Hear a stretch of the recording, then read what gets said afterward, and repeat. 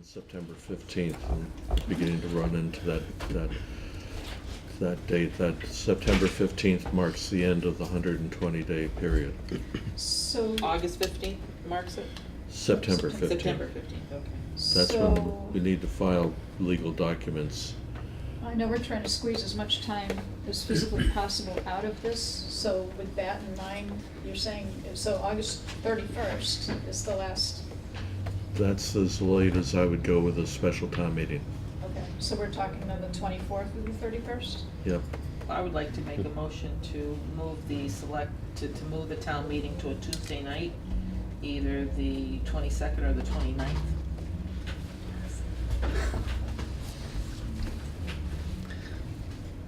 Why? Because We make it 29, that will fit in the schedule. that would fit mine too. The 29th is better than the My 31st, vacation going into the schedule. long weekend, right? The Yes. chair has no objection. How does Is anybody the feel chair about that? seconding that? I'll second that. The 29th is fine with me.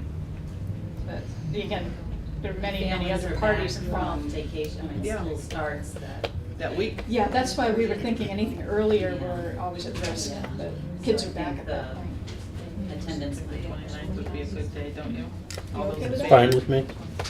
John, you I think okay it's with good that? Yeah, that's fine. All right. So, so Joyce is making a motion, and I've seconded it to set the date for the special town meeting to be held on August 29th, which is a Tuesday evening. We do need to double check with the schools for a venue, right? Okay. Okay, all in favor? So, Oh, hang on. so that means you're signing the warrant on August 9th. So that's Which 2 would weeks from be- now. Next week, no, 2 weeks. 2 weeks from now. 2 Okay. weeks. So it wouldn't matter whether we make a decision or not, we're not gonna have the borings until then anyway. So if we Correct. voted on it right now, We're voting on We're the just special voting on town the meeting. town no, meeting, no, yeah. I'm just, He's still trying to back into it when you're gonna have the information available Oh, yeah. from the different departments so that we have everything so that we can vote on it. Probably be about the week before town meeting, Town we'll meeting. have Yeah. that. So we'll have to schedule a fire meeting, probably the 22nd. But we so- need to post 2 weeks in advance, don't we? Yes, you do. Not the week in advance, we need to post 2 weeks in Right. advance. So it's not the week before, it's gotta be 2 weeks before. 2 weeks before what? The town meeting. You have to post. It's 48 hours. you We need post. your information back from the board. Right, which would be around that, Around the 21st. around the 21st, so we'll have a meeting on the 22nd. We And have a when's select the- board meeting on the 23rd. And when's town meeting? The 29th. How's that 2 weeks before, the posting? Oh, you have to have it 2 weeks before? So you're talking August 16th is the Wednesday prior. Mhm. And we won't have the borings by then?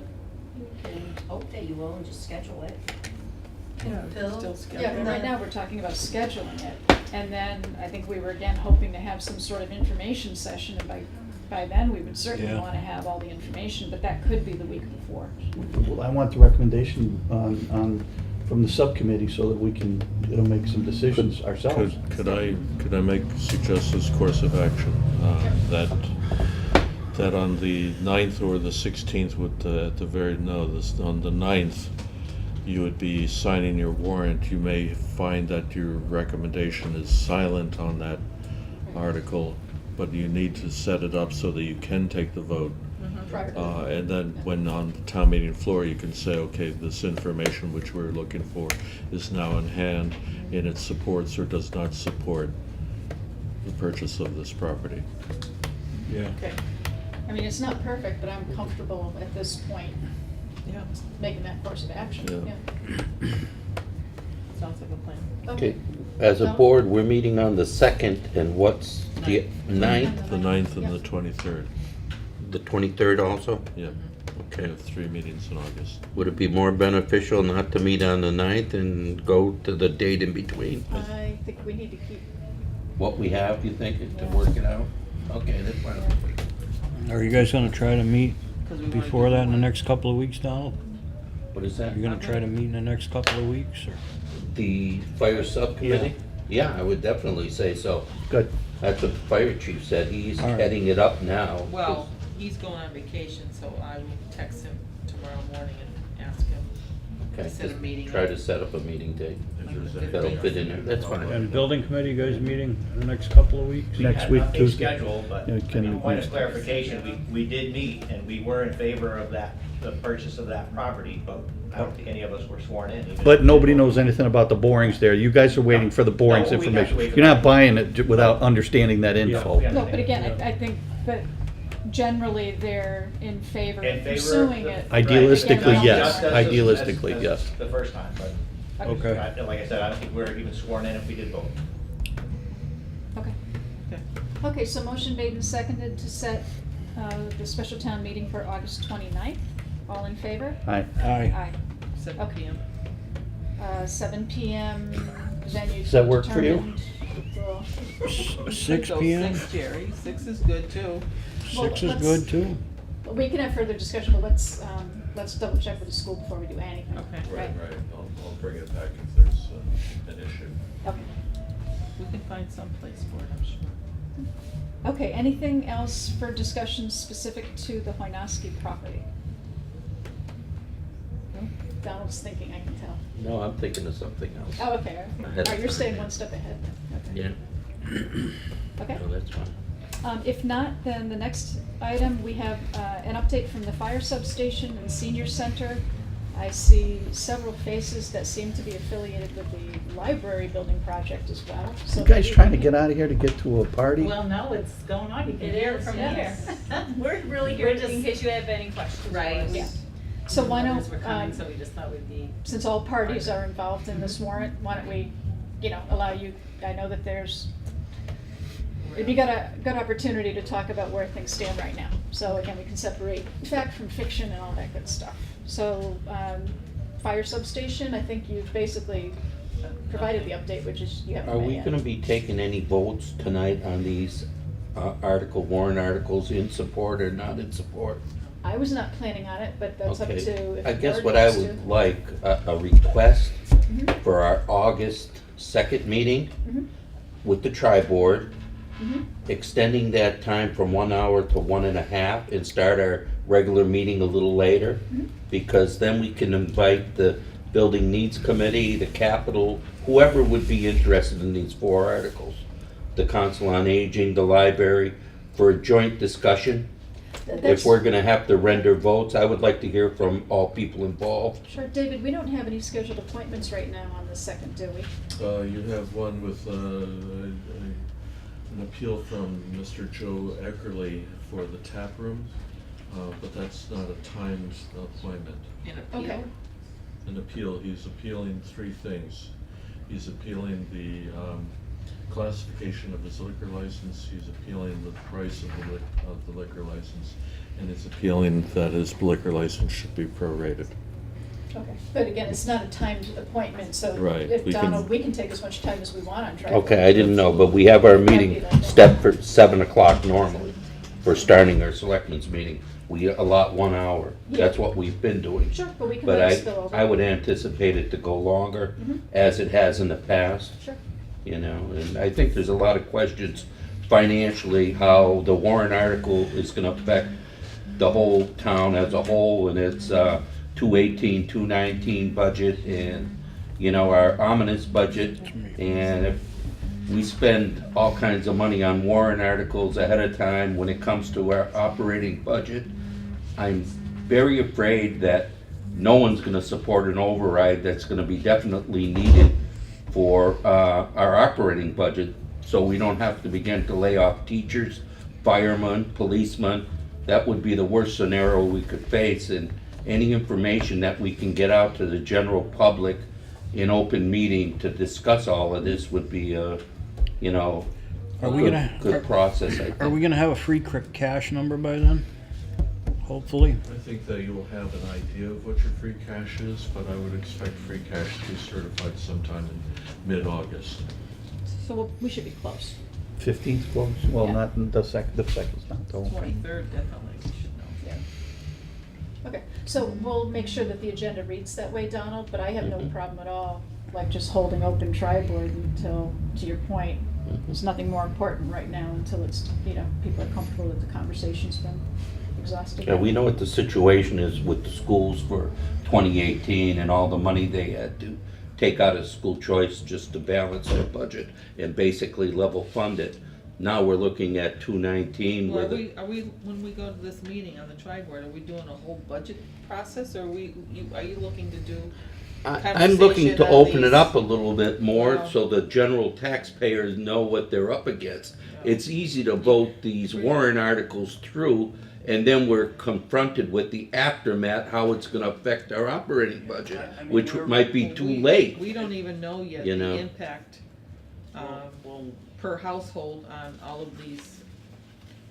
Well, I think articles that's that are what I would coming up like, too, part so. of it to be, with Linda here and figuring those figures out, because I think everybody has those questions, Yeah, too many moving including parts, me. You know, You know, I've got some answers, but, you know, I don't wanna make statements that aren't true. I wanna have factual statements, you know, from, We don't our have- treasurer. But we don't have the numbers yet. That's No, Well, I the- think we're he's- close he's enough just on things, you know, to saying, yeah, work, let's get everybody in you the same know. room at the same time. Exactly. John, you want to say something? nothing. Jerry, I mean, we've got this $95 that we've been working around that we know is not gonna be a real solid number anymore now that we've added all these increases in the library. And, you know, the 3 buildings are gonna be dead exclusions, but to Donald's point, exactly. The operating budget, if you've been talking about an override for the last year and it fails, then what are we gonna do? And we need to discuss this at some point. Well, actually, I think when we get to, right now, if we can, let's stay focused on the articles, and then when we get to strategic planning, I think, I know the finance committee is here tonight, and they wanted to update us on some of their discussions, which is gonna come back to the point you and Donald are making. So it's okay, we could just because I think we'll have an opportunity to continue this conversation momentarily. Okay. But the And I start of guess the what I'm trying conversation to was. say, Madam Chair, is I don't think the Finance Committee has enough information to make their decisions, you know, recommendations, and, you know, that's what I'm getting to. I want to give them as much information as they can get to make their decisions. I'm in total agreement with you. Okay, so for the fire substation, then the only update right now, just to recap, is the subcommittee will be meeting within the next few weeks. Joyce is working with the chief to figure out the next date for that. At that point, at that meeting, at a minimum, you'll be addressing the Hoynoski property in terms of its acceptability for possible change of location. And there are boring testings that we authorized at a previous meeting that are going to be conducted on August 7th, and it should take about 2 weeks or so for us to get the results from that. You know, I guess I can use the fire substation as a way what I'm trying to express. Things have changed. We're looking for $810,000 added to the amount of monies that were proposed from town meeting. So that's changing it from 2.9 million to 3.4 million, which is a significant figure. Now, I was on the ground level with Mr. Michkowski, traveling around all over Western Mass, but my attitude has changed. We were up against the SAFER grant, and we all thought we were gonna get the SAFER grant, and we were gonna have personnel in the center station manning it, but that didn't come to reality. And in the meantime, we thought about, we're gonna build the substation because we needed it. Now, I think that money could be much wiserly spent by staffing our center station and maybe putting that on hold. The idea of buying the property is a very good idea for the future, you know, but I think we're putting the cart before the horse on trying to build that substation now, and it's gonna affect everything else in this town, you know? And it's more important to have staff personnel in center station, in my mind, you know, so. So I think But that's the kind of yes, we thought need to- I'm having with every article. I want that discussion and people in the audience to bring out why we need them. Mhm. And I want to hear both sides of everyone. Again, I'm in complete agreement. I think at this point, we're just saying that we're trying to get as much information as possible in, so to remove as many variables as possible, so that when we do have that discussion, it's as comprehensive as possible. So it'll definitely happen. Yeah, you know, It maybe we has to could happen. schedule it at Hopkins again in a larger forum where department heads can come and everyone, you know, and have a much better discussion. Okay, well, why don't we talk about that more next week too? Sure, that'd be fine. So that's the story with the fire substation. So senior center update? So you have asked us again and again if we're gonna come back and ask for more money later. And we wrote a little thing here that basically says, no, we're not, because our professionals, the OPM, the architects, and the estimators have all come in and said, we're gonna build this building for 7.1, and we're This is asking- the 12,000. This is the Yep. 12,000 square foot building, and, Thank you. we're not coming back for more money, if that's possible to do that.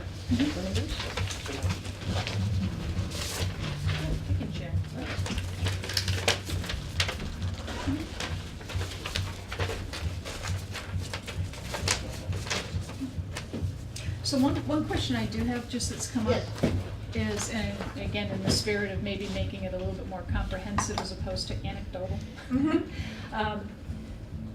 There's been a lot of questions asked about the size, because now that's really the focus, is 12,000 versus 9,500, whatever, square foot building, and the appropriateness for a town of our size.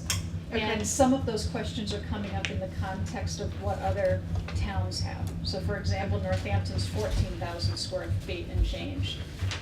Greenfield, I've heard, I haven't seen it in print, like Northampton, is just over 8,000 square feet.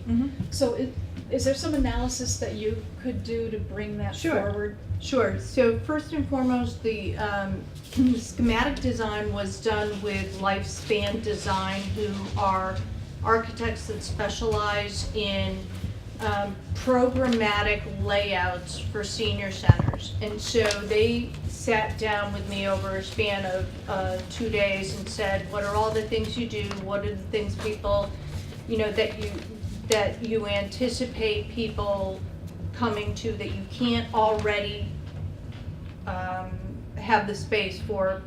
What are your needs, programming-wise? How many people are participate in each one of these things? What do you want to cap it at, and all the rest of that?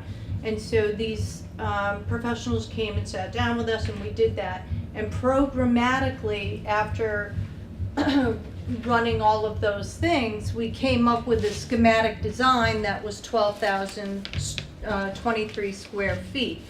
And it is capped, like this classroom only holds 18 people. You know, this exercise dance studio only holds 20 people. Things like that that are relative to our population, what we have been doing, and issues of control and safety included in there. Okay, so the programmatic design was designed by people who are specialists in senior centers, and allocating an official amount of square footage per activity per senior in that space. When you take a 12,023 square foot building, and then you take away the 30% for corridors, mechanics, and stairways, and or not stairways in this particular building, hallways. For this particular building, you're now dealing with, and I have all this in everything that was handed out to you. 6,600. No, that's the 95. You have, 6504. No.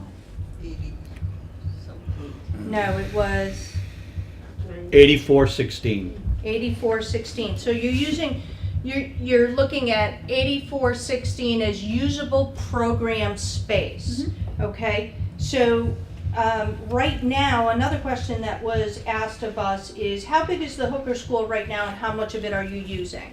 And so to answer that question, the Hooker School is actually 18,804 square feet. The COA uses 6,504 net square feet of usable programming space between the basement and the first floor.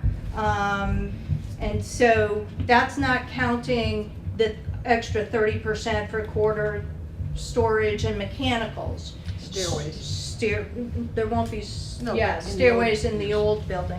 So So actually, we're going, you know, just by having it laid out differently and more according to usage, you know, we're not going that much more than what we actually use now, but because it's designed for its use instead of being put into an old school, the space is reflective of that.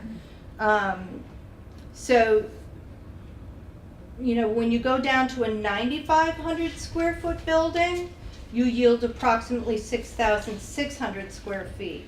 Now, if we're already using 6,500 square feet, you can see that we're not going to be able to increase programmatically more so to meet the growing need in a space like that. In fact, we've highlighted the pink things that go away in that space of a 9,500 square foot building. You get rid of the fitness room, the gym equipment, the treadmills, the new stuff, the da-da-da-da-da. You're just left insofar as dealing with exercise with the classroom. This is the game room, potentially maybe the pool table, all of the canasta and the other 2 days a week card games, along with the patio and the guys hanging out, morning coffee, newspaper hits there. That's so your social places kind of go away doing that. Your arts and crafts studio, creativity is a huge part of aging healthy. That's gone. This classroom, because the conference room will be done, will now need to be everything. It'll need to be the conference room. It'll need to be the education room. It'll need to be the support group setting, the computer classroom, you name it. And that's going to be a tough one. Because you'll be double dutying with all of the conferences that happen between the Friends, the COA board, the, what's the other one? The Friends, the COA board, The there's building another one. committee. And the building, yeah, our senior center building committee. But you know, other groups so too. basically, fitting into a 95 square foot building gives you 6,600 square feet, which is what you have now. There's no programmatic growth, and it doesn't address more seniors coming in. So can I just try to Please. take the same information you're giving and maybe put it a Please. little bit differently? Please. So again, I think if somebody says, well, Northampton has a population of 30,000, and they have a 14,000 square foot senior center. We have a population of 5,500, we're looking for 12,000 beds, the numbers don't compute. So what I'm hearing you say is that be careful there, because you can't just extrapolate based on the population and say, well, one is 5 times bigger than the other, therefore.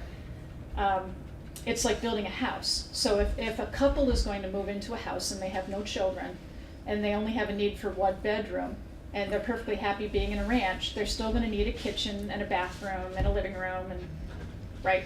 And that's going to account for X amount of space, and it's kind of fixed space. It's fixed space, exactly. But from there, then and again, it's a program-driven layout that you have. So of course somebody's going to come in and say, you know, these are all of the activities you're trying to perform, and this is how we would lay it out. So I think I understand that you can't just simply multiply that. That wouldn't be appropriate, which is why you're driving back to the actual usable program space here and getting rid of the mechanical room and the common area and that kind of stuff, common corridors and things. Right. But on the other hand, if those same people say, well, Northampton has a much more significant population and Greenfield has a more significant population, and then look at their programming space, it may seem, and it may not be appropriate, but it may seem to people like this is still bigger than perhaps we need, knowing that those are 2 relatively new buildings. So we're not comparing it to something built in 1975, it's something that's contemporary. I understand. So I'm not asking tonight, but I think, I'm just trying to offering based on conversations I've had with people, thoughts in my own head at times, that would be really good information for you to bring forward to help people Specifically understand. tell me what information you're looking for. If somebody stands up on town meeting floor and says, "You gotta be kidding me, we only have X number of seniors that are being serviced, and I know you wanna service X amount more, but we only have 5,500 people in this town, and you're telling me you need a 12,000 square foot building? That's ridiculous. Northampton's is 14, and Greenfield's building one for just over 8. You need to be prepared to answer the question. Madam Okay. Chair, my answer to that would be, I sat the other day almost 2 hours with Jane, and she really enlightened me. When you look at 12,000 versus 9,500, it's like night and day. First of all, you don't have any additional space for anything with 9,500 square feet. That's only gonna take care of accommodating the seniors. And that's all Northampton does. Northampton has multitudes of buildings for other activities. You have a YMCA in Northampton, which takes care of most of the activities in Northampton. We don't have that. Having 2,500 more square feet in that building will also allow us, if the schedule permits, to use it as a community building in certain aspects, if their schedule permits. And that 1,200 square feet allows us to do that. Without it, we don't have the opportunity. Yeah. They don't have the square footage there to accommodate other activities in the town. And Donald, I'm not advocating or. Right, but I'll- you're I'm just bringing up saying- issues that need to be addressed, and I Yes. understand So I was just that. asking, so, Yep. and it sounds like a lot of that probably has already been happened, but I think it would just be really helpful. Right. When those comparisons are made for you to be able to speak to it. And I appreciate that, and we'll work on getting those answers as well as the ones that we've already been asked. To make one point, one of the things that goes away is as I said, the fitness center, which isn't in and of itself a huge space, but it's something that people have been jumping on the bandwagon to, and one of the things that really is a highlight in Northampton. In fact, they had to change the room it went into, and they bought all new equipment because they can't keep up with the demand. The newly retired seniors are very proactive about maintaining their health as opposed to reactive, where the elders are. In either scenario, we keep the office space, which allows us to try and do information and referral for the elders to be able to maintain and age in their homes. But getting people to join in socialization with their peers and create their own activities with a sense of ownership and join in community of their peers is all about the other spaces that go away. And that makes it really dry, and that makes it the kind of place that you hear when people go, "Oh, I'm not going there, there's nothing but old people there," which is not true if you come to our senior center on any morning and you see people exercising. It's a cultural thing, even as much and equal to what other towns use for space.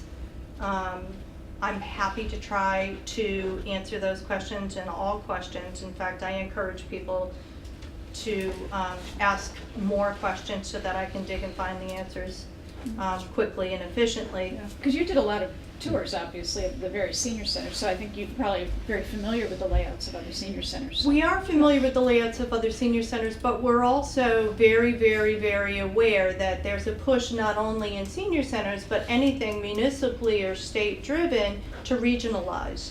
And so grant funding only goes to those things that are shared between different communities and all the rest of that. And for a few years now, since this mandate's been handed down, I've been saying that's all well and good, but it also turns everybody into a cookie cutter place where they offer only the same things that are approved of by the state, and it doesn't allow for cultural differences of what works in one town versus what doesn't work in another town.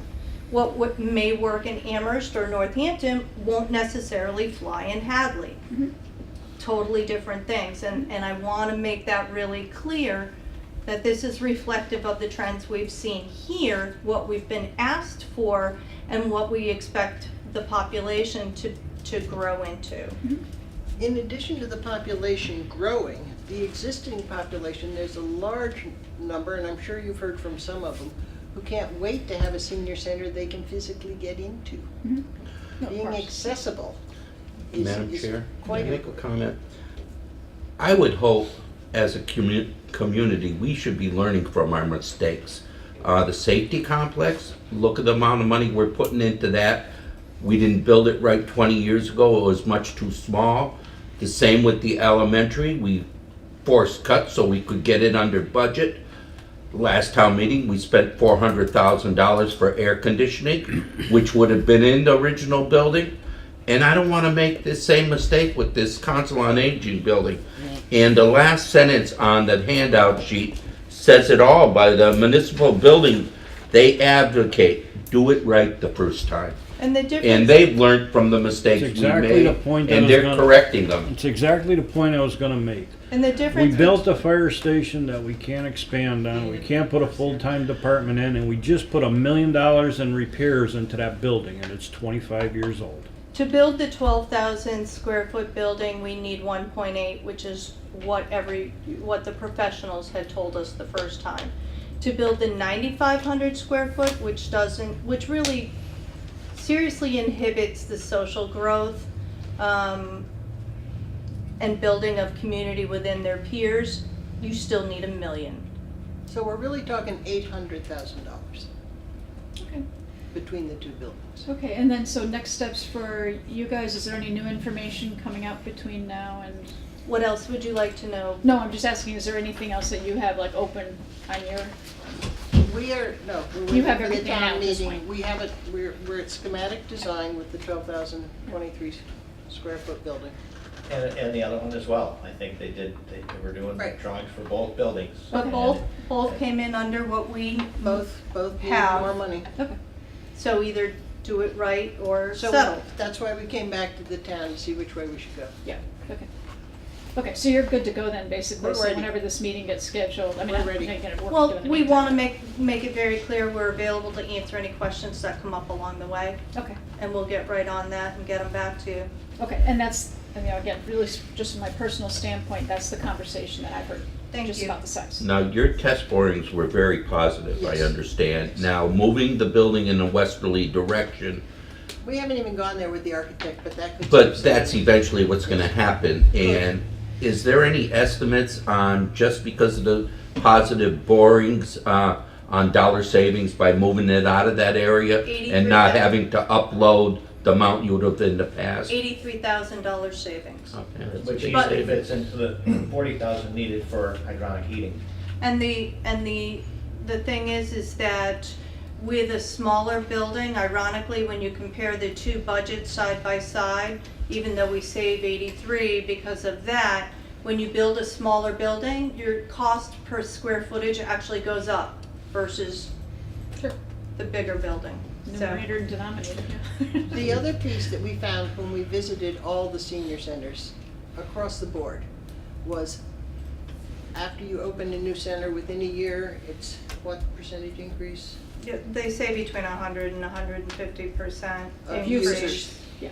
So right now, we're in a building and we're pretty much using it.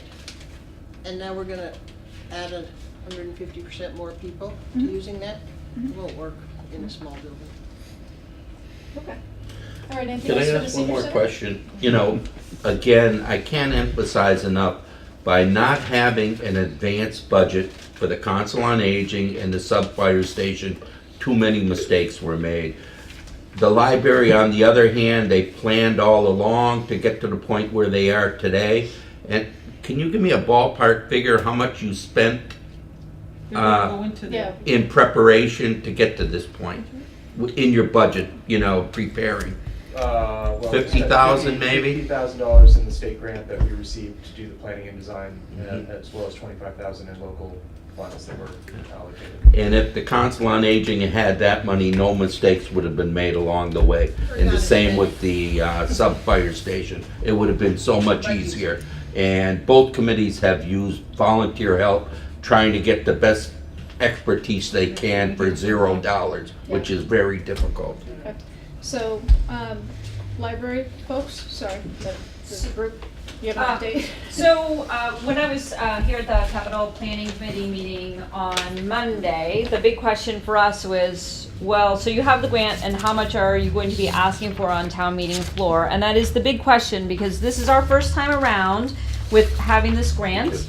And so we needed to check back with the folks on the Mass Board of Library Commissioners who were giving us this 3.9 million and ask them how we are supposed to make this request on town meeting floor compared to, say, money we've already fundraised, et cetera. So unfortunately, they were on vacation until today, so we've gotten some additional information from them, some which we sent to our treasurer earlier today regarding the bond, and I don't know if she shared that with you, David.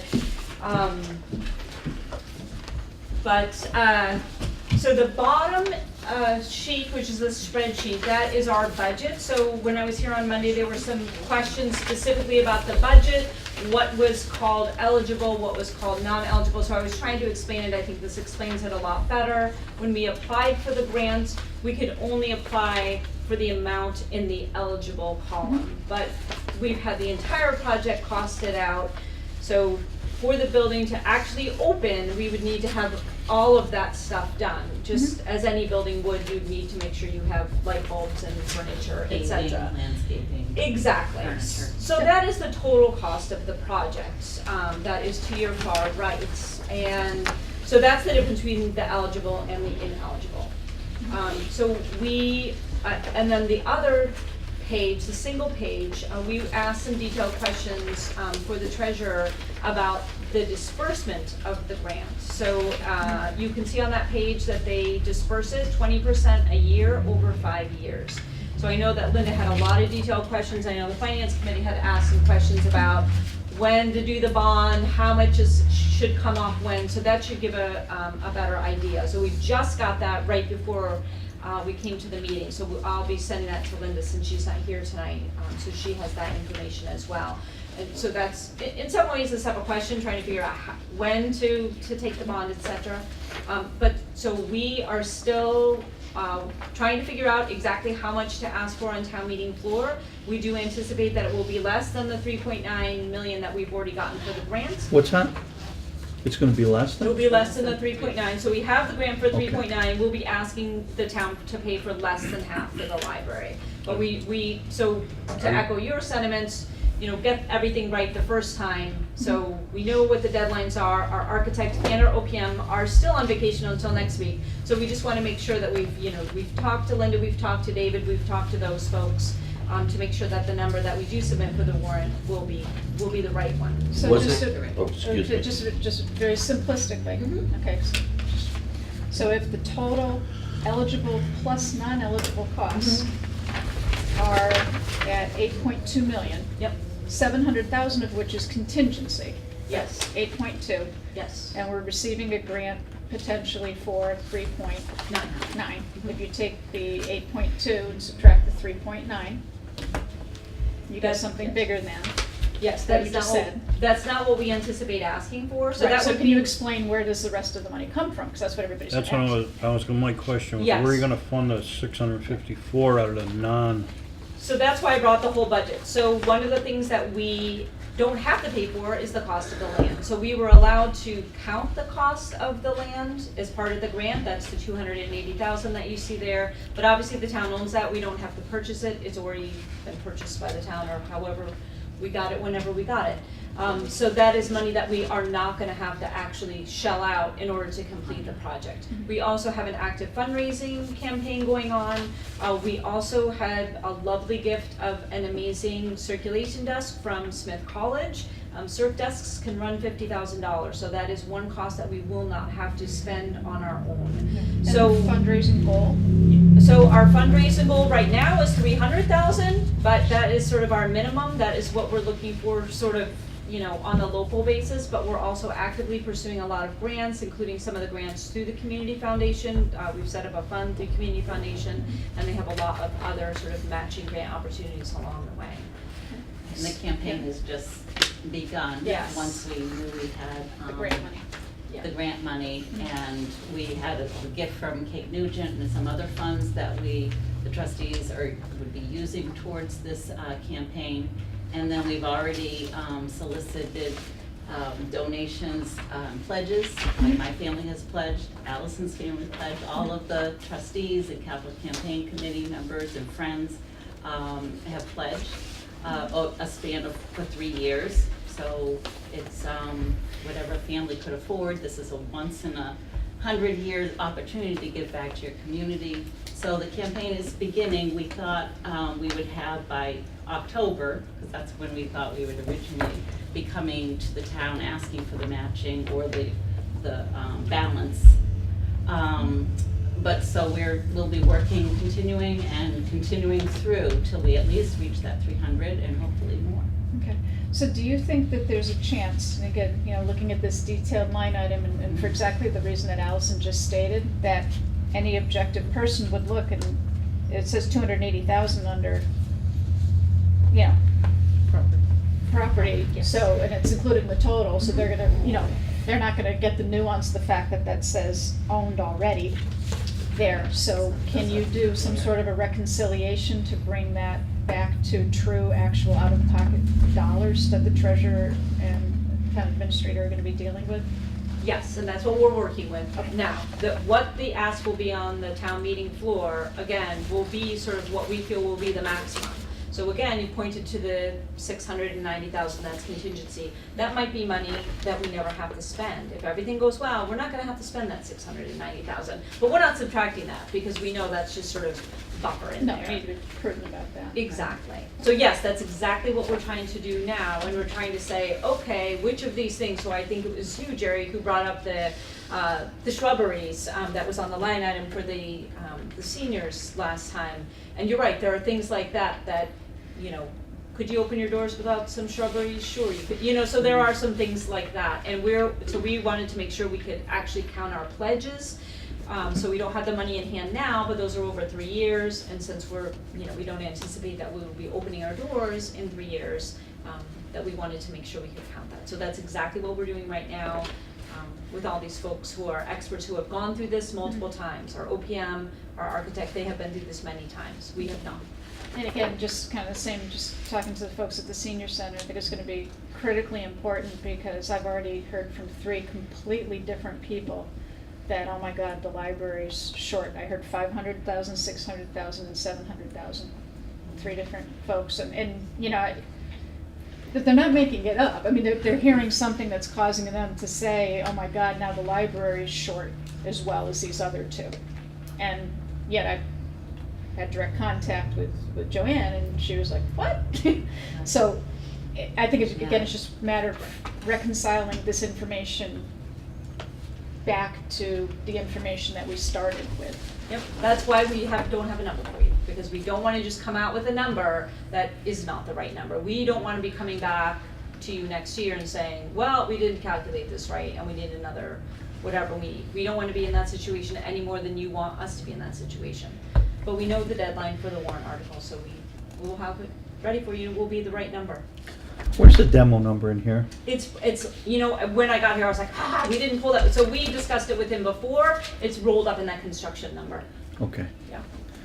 And the furnishings, how come it's listed twice for the furnishings numbers? Because The some are FF is- eligible and some are not. For example, the MBLC. I'm will looking pay- both under eligibles, Oh. under line item number 59, and line item number, I'm sorry. Isn't- Not eligible. Okay, I'm sorry. Some are like. And some, honestly, I don't know what these are. So you're Not maybe their looking fee, at furnishing not from the fees. grant. Not sure what it is, but it's in there. FF&E Right, there's stands for there's some furnishing pieces fees of and furniture like. like shelving, book shelving, for instance, which is eligible. Other things like soft seating are not. So- Understood, But okay. those things are things that we can fundraise around. Those are things that we can, you know, make decisions about how to be thrifty on, you know, putting furniture into the building. There are many things that in the current building that we can reuse and then later replace, so we don't have to, you know, spend that money right up front. But it is in the budget, and there are ways, and there are other ways that we can save money as well. Right, their estimation is if you're building a library from the ground up and you don't have anything that you are bringing to the table, that's what we were required for our grant to do the calculations for. So we will be bringing a lot of things anyway. And there should be plenty of opportunity to bring, I mean, if you're considering demo of that building, and it's gotta happen to build a new library, there's no reason you can't recycle that stuff, you know, they're cast concrete fluted columns on either side of that Hooker School door, and you can get LEED certified by using that stuff. You gotta take it down anyway. Yeah. And, I mean, is there some kind of grant available for that? Maybe, but that's, I mean, if you're making this kind of history, building buildings, why not, you know, see if you can Yeah, do that. If repurpose. you pay for that demo, you have to handle that material. And there are, I mean, that's how the LEED Platinum certified happens, is when you do that stuff. Okay. David? So everybody's concerned about how we're gonna afford all of this. And so Linda and I, Linda the treasurer and I have been working behind the scenes trying to make sure that we have the borrowing capacity to make sure that this is gonna have a stable impact upon the tax rate, and that the total impact is an affordable impact. Okay, so we're not in a position right now to tell you whether we're going to be successful in that. One critical piece of information that we need is a calendar. We sort of know the shape and the contour of each of your projects, but we don't know, and we have a general sense of the sequencing, but we don't have a very good sense of what goes first, which project is ready to go, how long is it going to take, and when does the next one start. And for us to be able to put together a funding strategy, we need to have people from the 3 projects meet with us, hopefully in the next 48 hours, to just sit down and say, okay, this is our schedule, and see if we can put together a master schedule for these 3 buildings so that we can do the rest of the financial planning that we need to do. In order to get that, do you have a sense if the meeting is going to be in late August, when the vote will be? Because we can't move forward, excuse me, until the ballot question has happened, and our schedule will be relative to that. Right, so now that the select board has given their date, we know that the ballot question is going to happen no later than 90 days after August 29th, and no sooner than 35 days after August 29th. You know, it's quite obvious the work that went into this from the trustees and the committees, and I applaud you on that, you know, but the most impressive thing that sticks in my mind is being chosen number 2 out of 33 applicants. So the state feels it's truly warranted. So- Agreed. So Linda and I have mostly unstructured time tomorrow and Friday. If you could reach out and we could set up a meeting, and that would be great. Part of what we had heard was that there was only going to be 1 ballot vote for both the August meeting and the October meeting, which would happen after the October meeting. Is that correct? Because that plays a role. Right, that's. If there's an override, you should do it under 1. You should not do 2 overrides. Yeah, I would have to sit down with the calendar and work it out. But that is what we discussed. Yeah, Yeah. So that is directly relative to our timeline. right. So we're now looking at minimum of 35 days after this. So we Second can, time. so the next 48 hours, we can sit down, we can hash out all these details, we can sit down with calendars, we can plot it out, because that'll tell us how we're going to shape the debt so that it has no spikes in the tax rate if we can avoid them, and that the increase is going to be an affordable increase. That's where they're looking. And our timeline is in some ways embedded in the milestones required of us from MBLC, Yeah. which is embedded in that. This is very helpful, We just got that, that's Right. hot off the presses, Linda doesn't have it yet either. This is very helpful. Yeah, so we'll forward that along, but obviously, Okay. so our start date is contingent upon sort of their vacate date, so, Right. but, I mean, we can clearly count off where, you know, the requirements we have to meet by year 1, 2, 3, whenever our clock starts ticking. Right, thank you. Okay. All right, so thank y'all. So we should be here the second, which is next Wednesday. Yeah, just keep coming. to just- Yeah, just keep It's a coming. tri-board. It's a tri-board meeting, so it Right. starts at 6 o'clock. Well, it sounds like a lot of discussion's gonna happen. Yeah. I mean, So you keep probably meeting, but want it's to, good again, to- if people say, want to. If you have something to add to it, you know, what you Yeah. added tonight. Yeah. If you don't have anything, new information, then By meeting with David and, don't Linda. kill yourself coming We'll out have of all these meetings if you don't Yeah. have to. If we forgot to say it, Oh, congratulations. thank you. We're very excited. The town should be excited too. Yeah. Okay.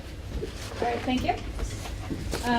So we have strategic planning and we also have special town meeting here. So I guess we can start with Do the. it special. What else do you have to do on that? You already got the. Oh, yeah, that's right. No, we already You already did done that. that. I was thinking it was special town meeting for Oh, no, it's not. That's October. next week. Yeah, that's next week. I had my agendas confused. Okay. So strategic planning. So this is a standing item now, and we had talked about the priorities that were jointly established between the finance, the tri-board meeting. And we talked about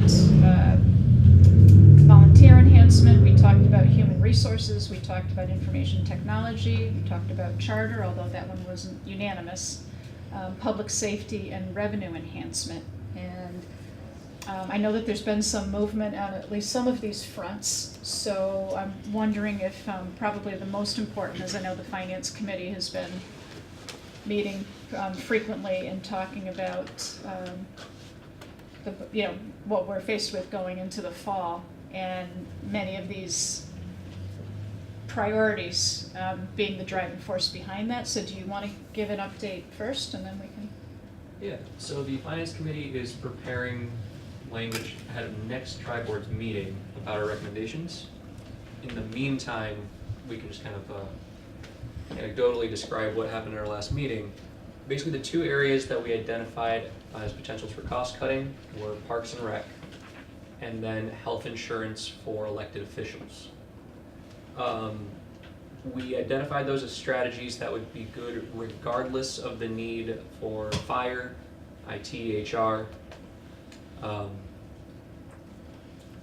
Were an override not to go through, the money savings through that could potentially offset fully funding the fire department. Not HR, not IT. Can you speak more to the Yes. details on Parks and Rec? Yes, so the Park and Rec, we look at it as we can divide the parks part of it and then the programming part of it.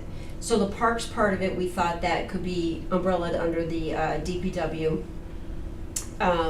essentially because they're gonna be maintaining the parks, which one other thing is I noticed they don't have a line item for maintenance for there.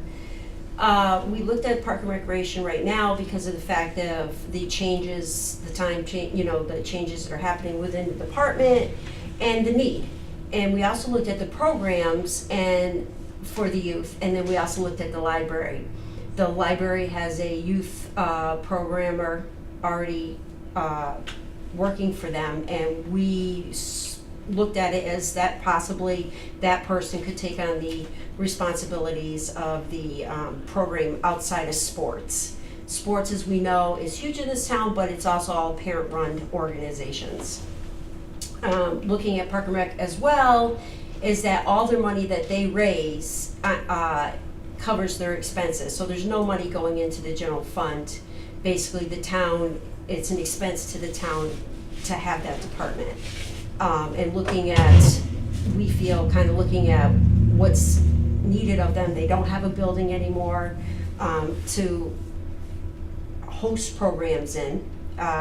There's never any talk of Park and Rec and what are we gonna do with it. There's always talk of the senior center and the library and so forth. We spent half last meeting talking about Park and Rec. Melissa made a presentation to us and we supported what she was trying to do in the future. Okay, so I thought you guys were here for that meeting. Excuse me, so we were here for that meeting, but also in the tri-board meeting, you also said to us that you're willing to listen at what we have come up with. True. We believe that fire and safety is important in this town. Do you not agree with that? And so we're And I agree coming, that the children are important in this town too. The and children that are Park and Rec important. is important as well. I'm not saying those aren't important, but we're Yes, you looking are. at. No. No, Jerry, I'm not. Let her finish, Jerry. I am not. Then we can ask. There's questions. alternatives for where their youth programs could happen, Jerry. How many coordinators do you need in this town? Okay, you have one for the library and you have one Park and Rec. If we had the funding to be able to fund all these things, great, keep Park and Rec. Let me just tell you about Park and Rec as well.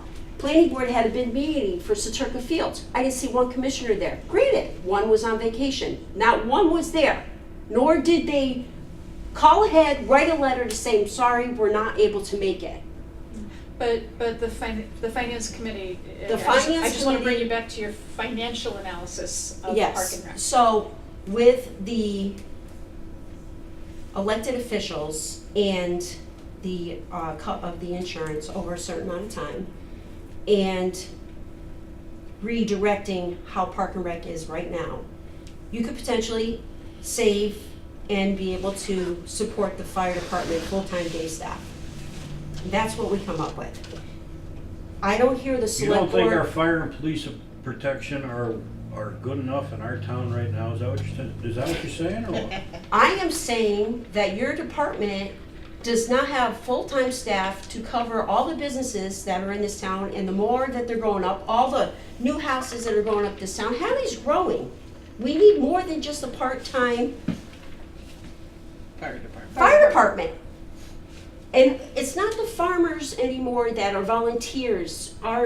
These volunteer fire department people, which I commend them and I thank them, but they all have full-time jobs, just like you do, and we do. You asked us to do something, and we came up with some solutions. Whether you agree with it or not, I'm not here to get attacked. No, so Terry, so I just go, again, so we're going into dragnet mode, just the facts, okay? The facts are, if you look at those two things, bring it to the town, let them vote on it. No, but before we get to the Okay. next steps, I don't think you ever actually summarized. So you guys went through an analysis. How much do you actually believe we would free up from Park and Rec? And then you also brought up the healthcare for part-time elected Well, officials. combined, based on the figures that we heard, so the insurance would be roughly $110,000, but that's not factual at this point. We need to find that out for sure. Yeah. And then if you look at the Park and Rec budget, is roughly $60-something thousand. And did the part-time elected officials, are you wrapping in the increase in the OPEB cost as well? No, we haven't done that, so we So could that do would that. actually be an add-on, right? Correctly, Right, correct. David? I don't think they'd be eligible for post-employment benefits. But aren't they included in Retirement. They're already vested. Yeah, no, they're already vested, so they wouldn't have any, well, they have liability as long as they're continuing, right? So aren't they still part of Only the? only if they actually retired as opposed to ended their term, so. What's the difference? Okay, so what you're saying is, so the liability itself, the Right. OPEB liability would not include any accrual, if you will, because once they stop being a part-time elected official, there's no further liability. Right, unless, So they're just part of the ongoing cost, which is the 110? unless you hired them, Well, right, but I mean, Yeah. but right now, so that 110 is just truly the cost. right. And so as each one of them theoretically no longer was an elected official, that's the only cost that comes Right, off. Okay, right. right. I was just hoping.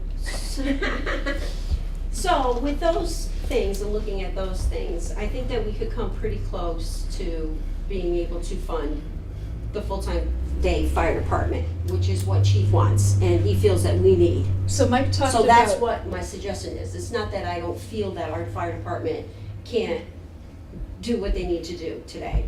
I'm also looking down the road for the future. We talk about override, we don't know if that's gonna happen. We don't wanna ask the taxpayers to increase their raises for override, even though we logically think that it should happen. But, so for today, we're looking at, we can't count on that, and how are we gonna fund this? And I thought that the fire department was priority, for the select board and the safety of this community, and that's the way I look at it. And really, if you look at the budget, there's really not much room anywhere to cut things.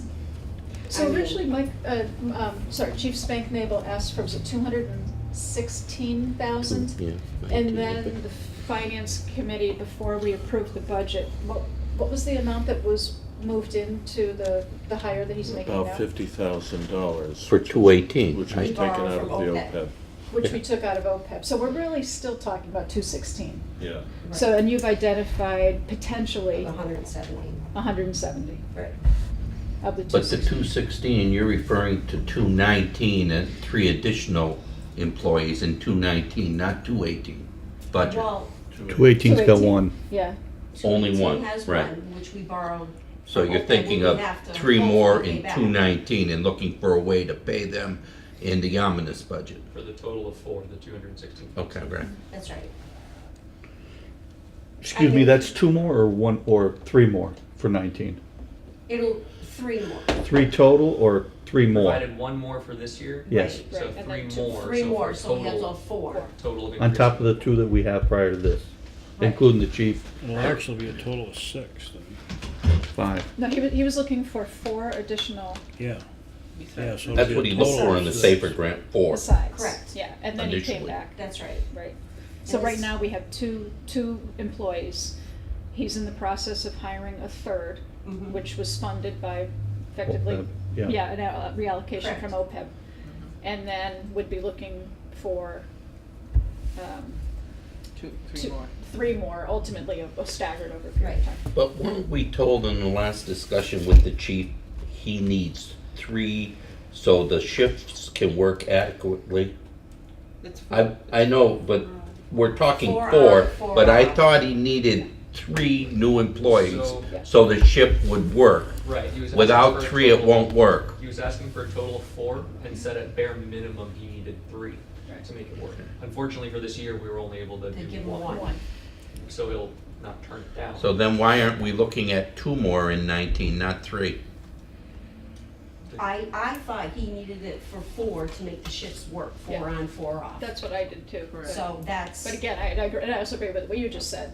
He was Right. like, Bare minimum. bare minimum. 3. Yeah.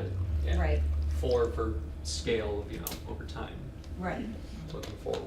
Correct, and the hopes are too, is that, he has, more employees and they can generate more funds too through inspections and whatever, I mean, they're generating a lot of funds for their department with just 2 people. I mean, that's a lot to ask. So, that's what we come up with, of And course, let me ask you it's a this. vote. And again, I know the Park and Rec situation, we just happen to have had a resignation.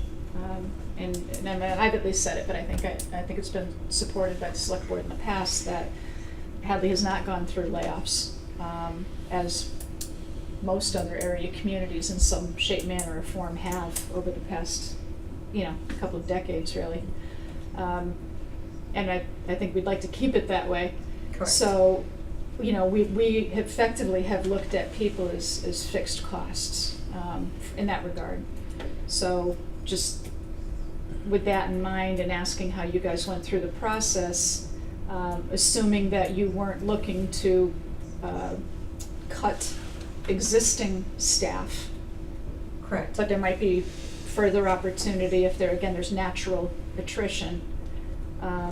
Were there other line items that you looked at, or, is everything else pretty much an uncontrollable cost at this point? Or are you continuing to look? We're continuing to constantly look. Yeah. I mean, but the fire station, as we said as a board to begin with, was priority to us. Right. And when we were looking at Parks and Rec, there was a lot of discussion. We understand it would be cutting services to a large extent, as much as you can delegate it out to Right. DPW and, in a consulting kind of basis. But we identified Parks and Rec as the biggest potential savings Mhm. for the least amount of essentially cutting services as compared to any other department in the town. So that's why we were offering that up as a possibility to put towards fire as well as the health insurance. In my mind, there's no question what this fire department does for us on a volunteer basis. Tonight, they had a blessing of the new fire truck, but more important to me, and it really impressed me, they just completed the volunteers building a tanker truck. They got it from surplus. And this truck is valued at $180,000, and it cost the town to build that truck $16,000 with the volunteer man hours and everything in there. It shows you what these volunteers do for the town of Hadley, and And we're still gonna need them, as Chief said, you're still gonna need them. This is, The day coverage. day coverage, and, you have accidents on Route 9, and, can we keep on going with what we have? The town is growing, things need to change. So, we were asked to complete a task, and we did it. And it's not anything personal to anybody, it's what we need, what is best for this town. And safety's first to me, and for the youth, we have alternatives. It's not getting rid of their programs, we have other alternatives. Maybe we hire just a part-time person, a consultant. It's not a full-time town employee, therefore you don't have the benefits of that. Or we share, which I've always said, sharing services. You're gonna have this nice new library, they already have a youth coordinator. And the programs Park and Rec is focused on are things that can be held within a room. Well, so where are they gonna get the space? The schools aren't always so able and accommodating because of other things that are happening. So, we have a new senior center. It's not a community center, it's a senior center. So can we, I'm just thinking, there's some other priorities as well. So we're talking about public safety, and I think Yes. everybody knows the story on the fire department right now. But also certainly looking at this list, the human resources and IT jumps to it. So, so part of the story is you're looking for opportunities to save within what we're already spending money on. But then we still haven't addressed some of the add-ons, and I know that part of the issue that you're having is you have no idea what we're even talking about for cost. So maybe, David, we could just give a little bit of an update about any further movement on the human resource and IT front. Right. And So- then we'll come back and maybe kind of summarize and say, what are we gonna do next? All right, so just very briefly is on the IT front, Gabriel very helpfully approached us at the end of the capital planning committee meeting to say that he would like to demonstrate a program that you're using over in Amherst for budgeting. Do you want to tell us a little bit more about that? We have a meeting set up with you at noontime on Friday. Yeah, so after being to so many of these meetings and having so many figures thrown in front of us, basically it's a budgeting data analysis and reporting tool. So you have information sitting in a database, we have a ton of Amherst use Munis, you guys use Vadar, and everything's kept on Excel spreadsheets, of course. And we all know the old PowerPoint and Excel try to make a bar graph out of it. This is that times 10. So this is Licensing- actual third-party commercial software. Yes, third-party software, data analysis and visualization and reporting. To make it extremely easy for David, Linda, and the finance committee to take all the spreadsheets we get, all the information we get, and easily visualize it. So when the seniors talking about, the costs of X, Y, and Z, we can have a projector, we could easily set it up and kind of display it. And it's fairly inexpensive at $30 a license per user, or $70 for the professional edition. So on the IT front, because there's... That's it, it's just a per user license, Yes, and per that user. license is not based on population, total revenue. No, so they have, basically depends on the data you're pulling from. The professional version at $70 per user per month includes databases. They have cloud solutions if you want to upload all your data to the cloud and have them post it. They have enterprise solutions if you have, 100 plus employees that are all going to be using this, but that's completely out of our ballpark. And the basic version that you could start with just for using Excel spreadsheets, most of our stuff is on. So it's fairly inexpensive. I'm looking into it personally and also for the town of Amherst. We're looking to implement it. And the goal of it is to streamline a lot of our discussions so we can easily run reports to have data right in front of us and easily visualize it so we're all on the same page rather than talking about the same millions of dollars over and over again. So that besides the IT plan, I've been reviewing that to kind of move on. So our 5-year strategic implementation plan that we received from the DLS, I've been reviewing that. And don't quote me on it, but the ballpark figures they came up with at the end for the Wait a capital minute, costs. DLS or Northeast IT? Northeast IT, sorry, thank you. At the end of it, the capital cost that they were approximating was somewhere in the range of 150 to 300,000, and this is spread out over 5 years, and depending on how you want to implement what. And the staffing costs would be more dependent on us, obviously, what we pay, and be looking at bare minimum 1 to 2 employees. And it's much more complicated to kind of price out than perhaps fire was, so we can't just say we'll need 250 and that's that. We would need more direction on how much IT we want to implement and where, and how quickly. So they gave us a 5-year plan. We're already falling kind of a year behind, so a number of them need to be refreshed. But if we want to put together a modest package, mostly covering operational costs and operational budget, and a chunk of maybe 2 years out for the capital costs, and kind of a strategic plan for, if we hired one person with 2 years worth of capital costs kind of, foreseen, and where we want them really working on implementing, IT solutions. So obviously working with town hall, and then possibly working more at the library versus DPW. Prioritization. We could potentially have something ready for discussions of an override in the special fall town meeting.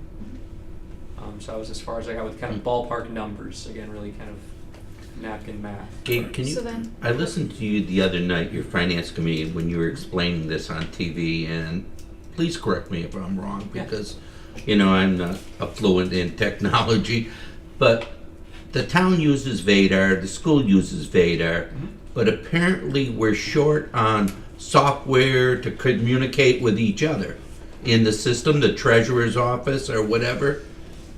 Or we have the capabilities to communicate with everyone, the school Right. presently? Yes, so, Yeah. if you don't mind, this is a problem that the financial management team worked cooperatively with the school back in just January, and I think we've gotten that all worked out. And so everybody's communicating, the chart of accounts is being standardized.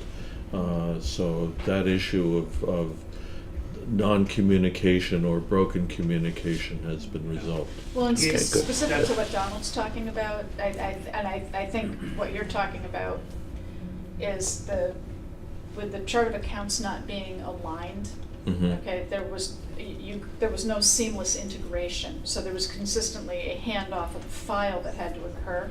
Right. Now that we have, or are about to have, we are on the cusp of having those charts of accounts aligned, and what that means is then they will be able to effectively just transfer electronically information, which should significantly diminish the amount of time spent reconciling the books between each other, and it will also enhance our ability to do the standardized reporting. Mhm. That's what I was looking That's- for, I guess, yeah. Yeah. You answered my question. That's kind of on the same line as my question is, this program that you're looking at is much easier than the Vadar system, So and it's- can be, because it's third party, used by more people. So yes, and it's not a Okay. replacement for Vadar in any way. Okay. So Vadar is basically the database software that we use to keep track of everything, accounting-wise and otherwise, in the town. What this does is tap into Vadar, pull out all that information from the database in what looks like, an Excel spreadsheet, Standardize it. standardize it, and then robustly allows you to chart and run reports. So if you want, so we're looking at our funding mechanisms, and when we're looking 3 years out and we're trying to balance all these projects against each other, we assume perhaps a 3% borrowing rate. So Dave and Linda will run the reports, they'll do all the math, put everything together in Excel, and then they'll present you a report. This kind of software, they could do that in, and then has the kind of capabilities to say, well, what if it was a 5% borrowing rate? They up it to 5, it robustly changes all the tables, all the graphs, Okay. to say this is what 5 looks like. That's the information we're looking for every day here. Exactly, that's what I was trying Management reporting. to solve, is that all these different scenarios that we have, trying to visualize it to keep us all on the same page. It pulls all the information we already have from the database software we're already using, Vadar, Yep. and does what would take you kind of more coding experience and years with Excel, and just does it for you. So I that's guess what important. it boils down to is X is, how much is it gonna cost, and how much is it gonna save us in the end? Which is a very Yeah, yeah. difficult question, I know. Well, again, so But- 30 for the basic, 70 per month per user, depending on how many people you want using this. And then time saved would really be the cost saver for both David, Linda, and then all of our volunteers, depending on how you value that. Really, so I mean, I'm coming up with a demonstration to present to Molly and David on Friday, and then obviously we can speak with the marketing people over at Tableau to sell us on it, of course. Yeah. But yeah, time savings would be the main thing, so that the finance committee can have numbers in front of them that are regularly updated more frequently. Can visualize it a lot easier, so when we're talking 2.8 for this, 800,000 for this, we can see it, and that hopefully enables David and Linda to have the quicker turnaround time when we ask for all these figures charted out, that they can run the reports and get it back, in a weekly rather than 3 or 4 weeks time. So in essence, this is the first phase of beginning to upgrade IT. That's one component of it. One- yeah. component. But this has to be done initially before you go further. No, actually, and so This is an opportunity. it's an opportunity, yeah. And so in addition to that, Northeast IT is coming in for a meeting, because remember when we asked for the quote on the server, and they basically said, yeah, we can do that for you, time out, folks. When I'd gone to that Pioneer Valley Planning Commission meeting, and one of Gabe's colleagues she was lovely, by the way, we sat next to each other. They were also talking about initiatives in other area towns, and some of them involving sharing arrangements. So Northampton is very interested. They have a Laserfish program, which again may or may not be appropriate for us, but one of the biggest issues we have right out of the gate is we have no easy way to share information between employees. I mean, we just don't have networked file sharing, which You is, mean departments? yeah, I mean, Not departments. employees themselves going into, Right, yeah. because everything's standalone, so Yeah.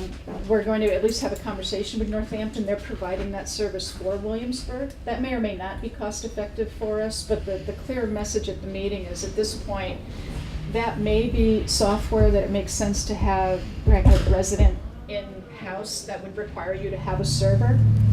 But pretty much anything else really should be internet-based. And anybody investing in additional equipment, and the name of the game should be trying to minimize the hardware, not buy more of it, just because we're behind the 8 ball. So we may actually be able to kind of leapfrog over some of these significant equipment purchases.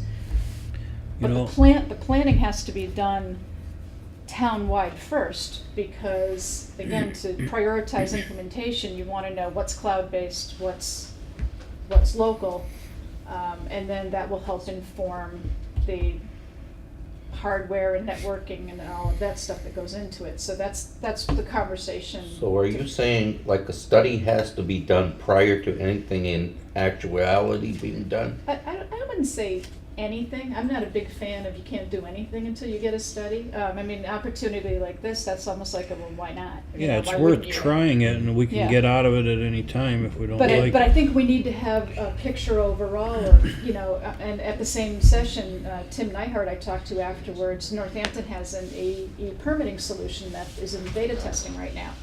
They haven't gotten all of the bugs out of it yet, but they think it's gonna work pretty well, and if in fact that comes to fruition, why wouldn't Hadley share with their e-permitting software? Yeah. And how can this be tied into the grant we received for IT? That grant, unfortunately, they said, oh, we love SCADA, and they didn't give us money for anything else.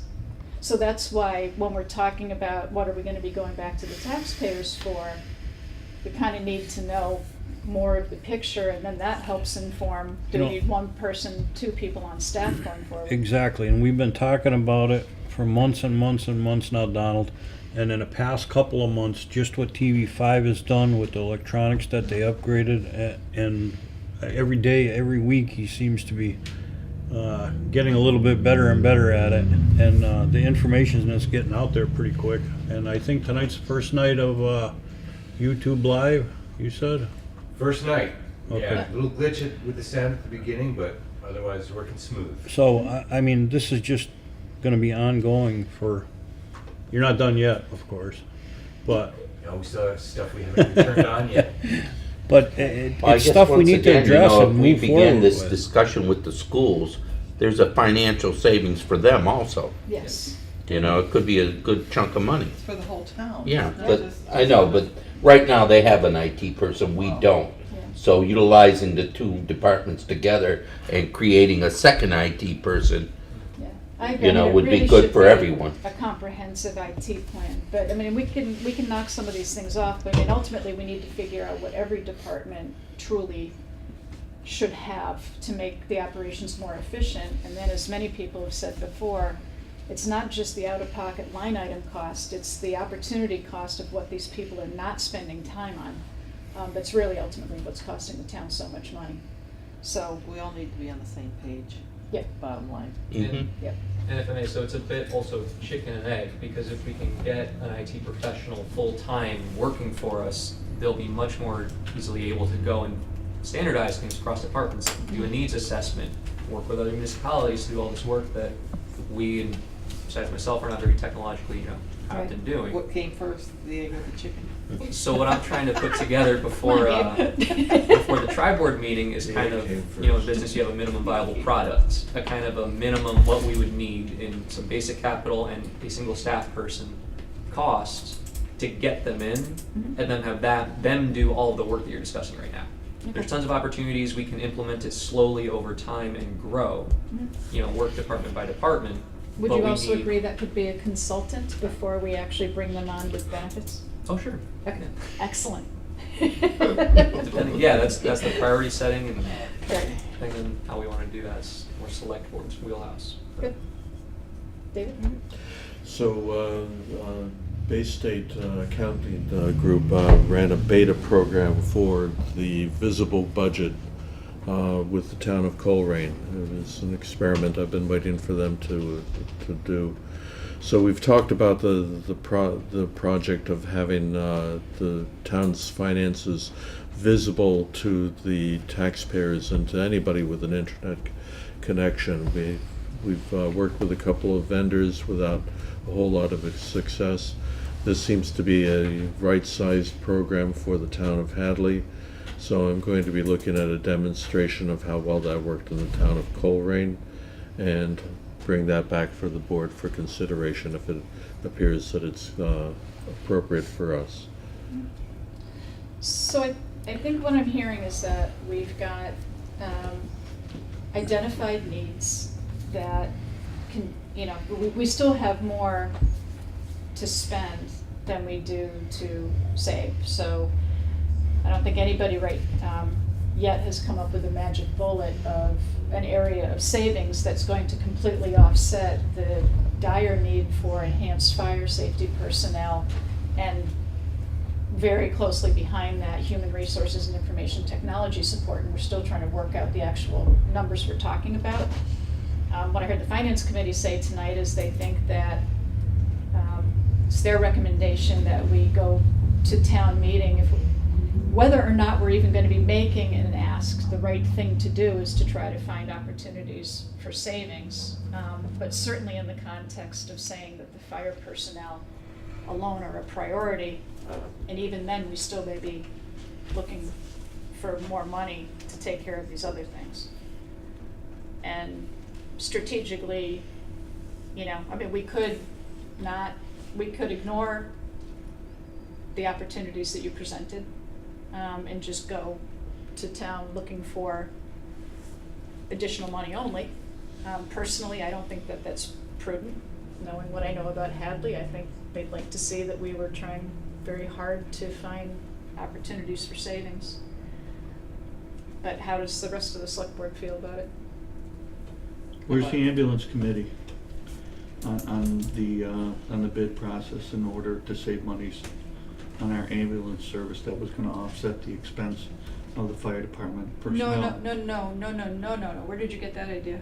We never said that Where is the ambulance committee with what they're doing on anything? The RFP has not yet gone out, correct? Right. It's not gone out yet. When's it going out? I haven't seen the final RFP. Mike is going on vacation and he hasn't gotten the final.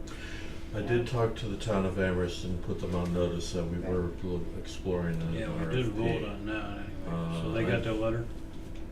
I've written the letter that authorizes the RFP. I've seen a rough draft of the RFP, but I don't know where we are on this. Now, to Jerry's point, it's possible that when the RFPs come back and that we go through the interviewing process and somebody comes to the table and says, you know, what have you been paying Amherst, 100 and whatever, oh, forget it, you don't need to pay us anything, we'll just take all of the billable revenue and do it. But we are nowhere near at a point, and wouldn't be even for several years until we fully pulled that in-house, that any sort of billing revenue would be in a position to offset fire personnel cost. Any analysis been done on a split tax rate yet? We do that every October. Have we put numbers to anything? Yeah, we did, we talked about, to Jerry's point on the split tax rate, we talked about getting independent people in to have that conversation again, because every year we go through the analysis and we quickly determine that it's not a good idea and we move on. Yeah. We never had any professional Right. analysis done as to whether or not, if the tax rate was to be commercially increased by, say, $1. And I'm not talking about doubling or doing any of those $30 for the commercial tax rate like the town, like the city of Holyoke does.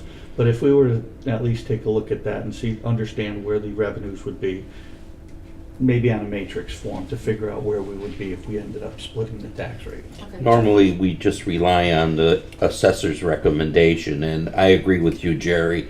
I would like to have a different aspect of, presenting something and how it would look maybe on paper to us if we did change. Right, and that was where we were trying to get somebody from the DLR in, and that was gonna be one of the talking points, but that you never had any success with that, did you? No. Yeah. No, that apparently there's some sort of policy the Department of Revenue is operating under where they won't come to a public meeting. I don't understand it. Right, but then we did talk about maybe bringing in Sandy Pooler, Yeah. because we were gonna be talking about overrides, but he would certainly be knowledgeable about these other analyses that have gone on as well. I can return to that. Doesn't have to be done at a meeting. It can be done in your office downstairs. Yeah. An informal I meeting think where there everybody's gonna isn't want a quorum. You could have a couple representatives there. That type of meeting can occur, couldn't it? It can, Oh, so sure. long as you bring it back to a public meeting and disclose. Later, Because I yeah. know the finance committee is extremely interested in participating in that as Mhm. well. Yeah, Okay.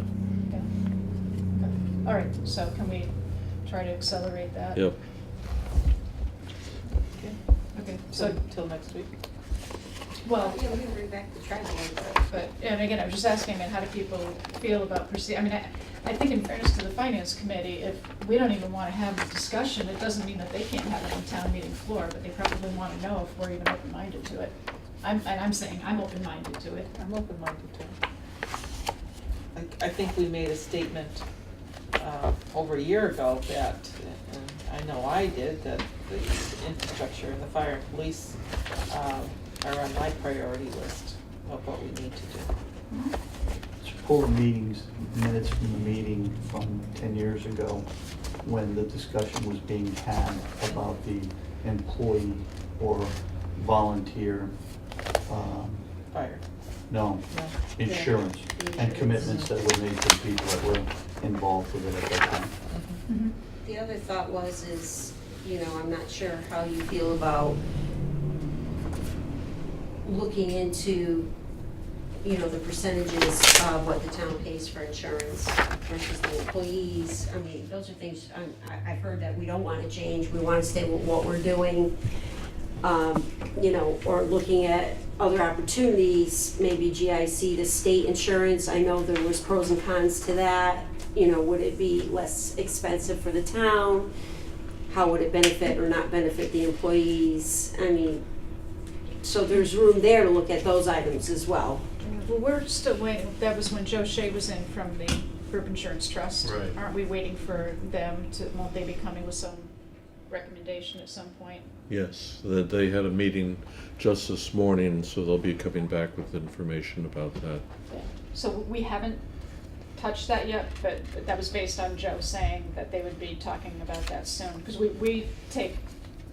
first we get their take on it Yeah. before we do anything. And I do know that Hadley right now, relative to some other area communities, our employees are already paying a slightly higher burden on that than.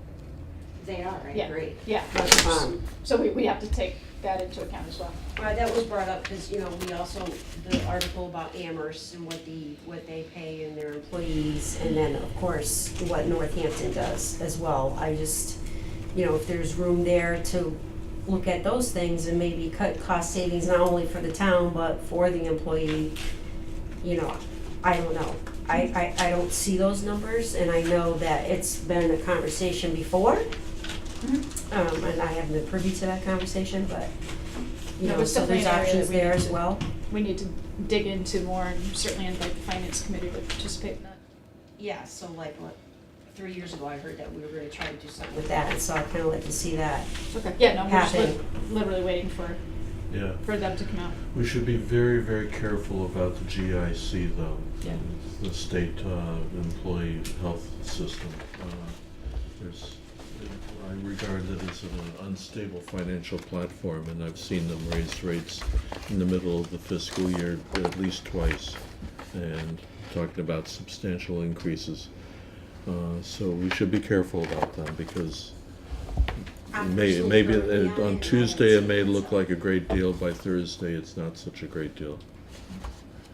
Again, from a personal aspect, I'm on that, and I haven't seen increases in the middle of a, you know, a year, Yeah. fiscal year, Let's so. talk. Yeah, we'll get the history. Yeah. It's all, you know, personal opinion, so Mhm. it's whatever's best for the town. I'm not saying go with them, but there's an option to look at it. Yeah. So John and Donald and Jerry? What? Yeah, About- what? I missed it. No, Missed something, whatever you're talking about. We're just coming back to, I mean, again, is everybody on the select board agreeing that we're open-minded to looking at possibly, at these areas that they've identified? or Yep. no? Oh, yeah. Okay. Yeah. I think it's our Yeah, responsibility. I mean, Yeah. everything has to be looked at no matter what. Okay. Okay, so then, anything else on this, or can we move on at this point? I think the HR, did we talk about HR? I mean, in finding a kind of somewhat a number that we're gonna have as far as having an Yeah, HR so person? The last conversation you and I had was, you talked about reaching back out to the Employers Association, because we joined the Employers Association and actually setting up a meeting with them to talk about, okay, here's what our situation is. You know, again, from a prioritization standpoint, what are the logical steps we should be taking before we go ahead and just hire somebody and then have them flailing with no direction, so. Right. So that needs to happen too. That needs to happen too. Just a point of interest, we meet tomorrow night, the COG, Yeah. and one of the big issues is HR. I'm gonna emphasize that. Now that Belchertown's remaining in the COG, South Hadley is, we're the only questionable one. And they wanna save face now. They wanna start doing things for communities now. They realize their image is tainted, and they wanna do a complete about face. Okay. So, Yep. I think I'll try to bring back as much as I can for our next meeting. Okay, good. That'd be good. There's a lot of communities, I don't know, on the next form that we're gonna talk about, or the community structure comparison that's on page 18 of the Hampshire County Peer Analysis that was done. The only communities that have HR and finance people are the significantly larger communities. So the COG could be a vital, every community has to have these same exact problems going along. And I'm talking Amherst has got it taken care of, East Hampton has it taken care of, Northampton has it taken care of, Hatfield has it half taken care of, and Ware has it half taken care of. Every other community, Worthington, Williams, Big West Hampton, Plainfield, Pelham, Middlefield, Huntington, Hatfield, Granby, Goshen, and Belchertown have no. And half of those are COG members. And all the ones you mentioned, the big ones, are not COG members anymore. That's right. There's no need for them to Yeah, be, to because be. they have the resources to be able to Mhm. provide that. But we have 300 employees in the town of Hadley, and it's hard for that not to be addressed as an issue. Yeah. David? So today I received from the HCOG a survey expressing interest in regional HR, and I filled it out and said, yes, we're very interested, so. Okay, good. What comes of that, I don't know. Okay, ready to move on? Mhm. All right, So special town meeting, I already talked about that. Let's see, David, goals and objectives? Yeah, so at our last meeting, I think that there was some concern about the form. As I understand it, everybody now is comfortable with that form. So Okay. comfortable, if not content or happy. Joyce just volunteered to pick the form for next year. Yeah. Well, that's only, Joyce just filled it out tonight, and Donald and I John had- don't have them yet, so I mine- mean, the content issue is a, Can you put them in my box, Bit of a David? fallacy. I can't, I couldn't even download it to look at Okay. it. No? Okay. I actually had it, I just was writing one last comment. And I still The rest can't of it was download the done. police department. I'm sorry, Joe. I don't know It why. was done before Please accept my tonight, dear. apologies. I still can't download the Dear. police department even on this computer. I can't either. Oh, that type of file? Yeah, I Yeah, don't know. you can't on a Chromebook, you need you have to download a special extension. I'll You find it actually for you and could, send it to you actually could, No. maybe that's the point of the It goes into worksheet. evaluation piece of paper, is that it actually correlates with the person that you're doing the goals and objectives to. So, Right. I mean, that's what, you know, you have to get that first before you actually do the, Right, so that's why, so it has these accountabilities and just dropped in their specific goal. but You know. then each person that's gonna be giving us their goals and objectives and their personal goals and everything is going to have to do it to the form so that we can fill it out to that. Appropriate. And yeah. that's why I waited for Marlo to do his and then completed the form to send it back out to everybody. Did he have that ahead of time? No, this year? No, he just had his own goals and objectives that he had us approve last Okay. year. So that's all it is. Okay. So, I mean, is everybody comfortable Yeah. running with this for now? And Sure, Can I get a copy of it? maybe. You can call, we'll talk. Yeah, of course. I'll get you a hard copy. I think last meeting, didn't they say something about the information for the whole board? Well, I just found out Madam that you couldn't Chairman? open an attachment. How was I supposed to know in the absence of you telling me? Did you call her? Did you call her and tell her? You called me about other Actually, things, you I, didn't mention that. actually, I talked to Jennifer Okay. last week, actually. about it. Okay, so she didn't get it to you yet? No, she didn't figure it out yet either. All right, I'll get it to you. Communication. I tried it on my, Here's a communication plan, you Phone. can put it in there. So David, you want to talk about what the plan is then for everybody else? Yeah, so I've presented to you the calendar for the presentation of the fire chief, the police chief, the town administrator, and the building inspector to present their self-evaluation and their proposed goals. And that's charted out in the month of August, and then as I understand it, you'll do the evaluations in the month of August and September. So I've got that sequence all written out for you. So the idea being, Where is it? they come in and do a It's in self-evaluation. your hands, it's a piece of paper I gave you Yeah, it was in our tonight. inbox. There's a schedule. So they do their self-evaluation based on the goals that we already agreed to for last year.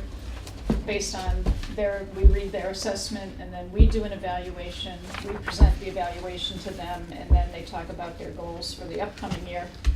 Under the theory that if there's feedback that would suggest the goals that they're prioritizing maybe should be changed, then they have an opportunity to do that.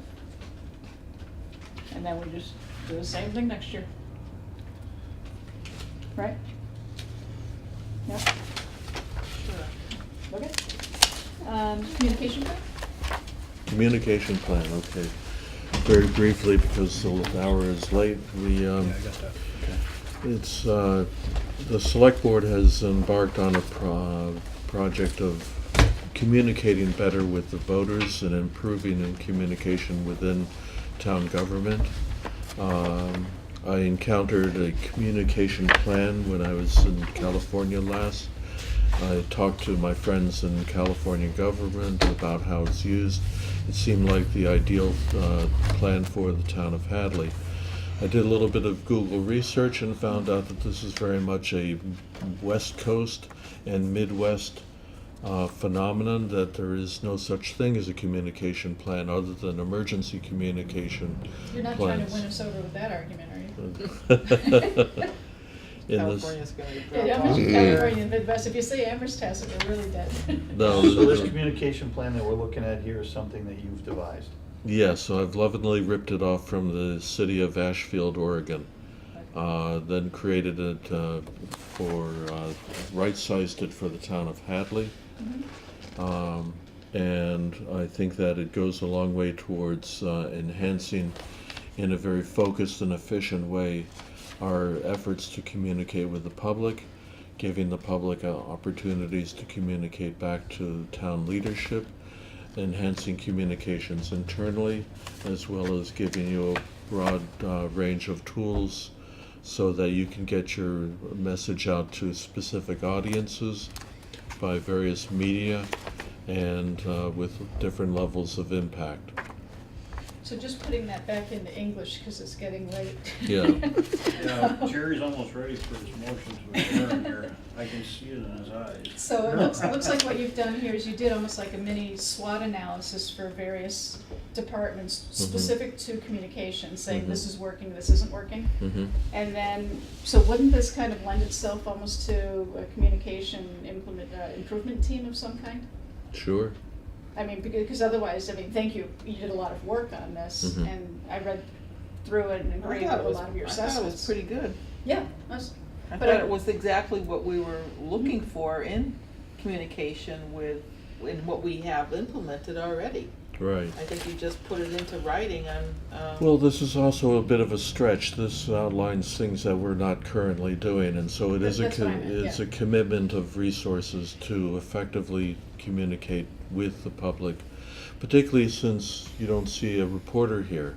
We're relying upon Hadley Media to get the message out to the viewers out there, but in the old days, a reporter would come in, they'd do a story. If we worked cooperatively with the reporter, they'd do a reasonably good job of informing people about what's happening in their local government. well, that's why nobody reads the paper anymore, because they don't come to any of the meetings. Well, they get the don't real come meat to the of it. meetings anymore, and so I think it's up to us, if we really are truly committed to the process of communicating effectively with the public, that we need to be able to do that in a way that is focused, efficient, effective, and having a plan gets you away from the ready, fire, aim approach, which sometimes we get ourselves into, and much more into a ready, aim, fire approach, so what we do can you- get our message to the right people at the right time, effectively and efficiently. All right, so what do you want to do with this? So adopt We it. were Take it gonna- under advisement. I kind of like it. It's good. You don't want to adopt the Not plan? tonight, it's just first time I've seen it. I Right. mean, I read it today, but I mean, Probably there's, see if you have any additional Okay. deletions. I think this is Did the you read it second all? time?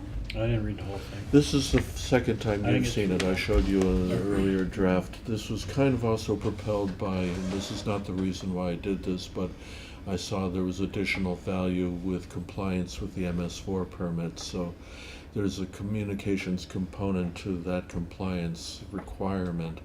And I thought that also lent some urgency to getting this done now as opposed to waiting for a later date. Okay.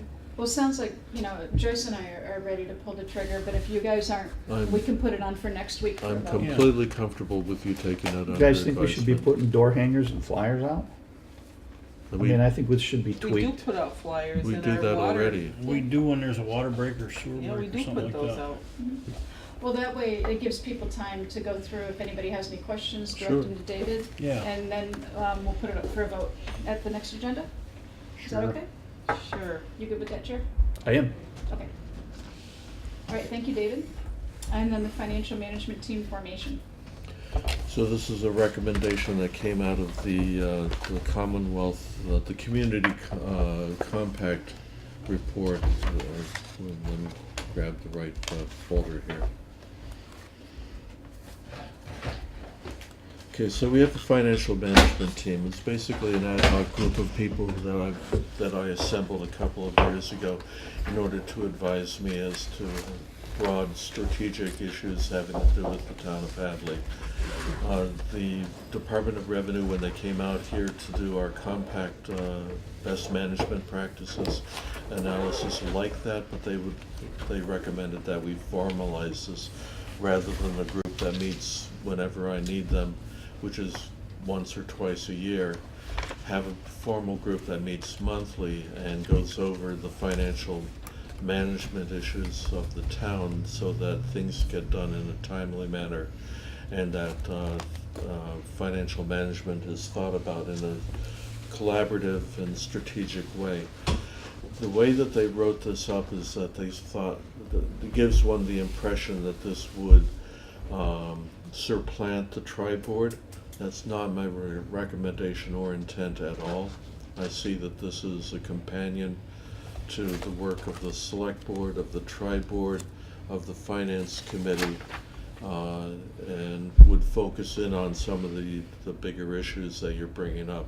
So, for example, tonight you talked about the split rate for the taxes and whether that's something that's worth doing.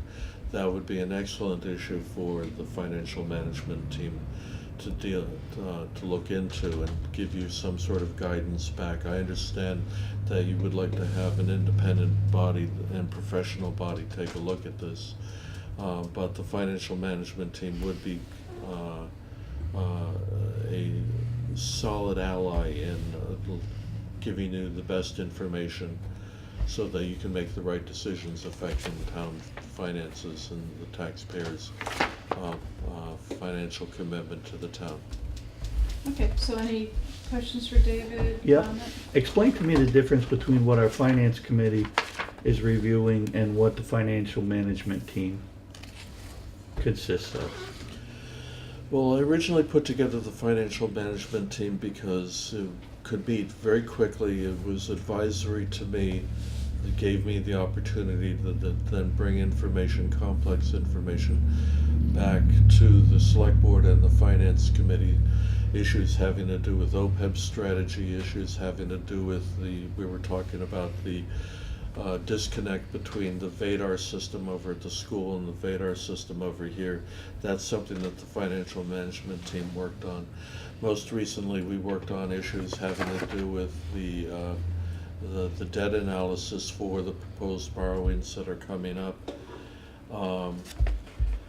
It would be an opportunity for us to focus in on one or two specific projects, get really into it, and then come back with recommendations to the finance committee and to the select board. Well, David, I mean, I think that the really easy differentiators is the finance committee exists to be the watchdog for the taxpayer. They have a very specific mission, Yeah. where this is really an operational, day-to-day, it could be day-to-day, but hands-on working team. Yep.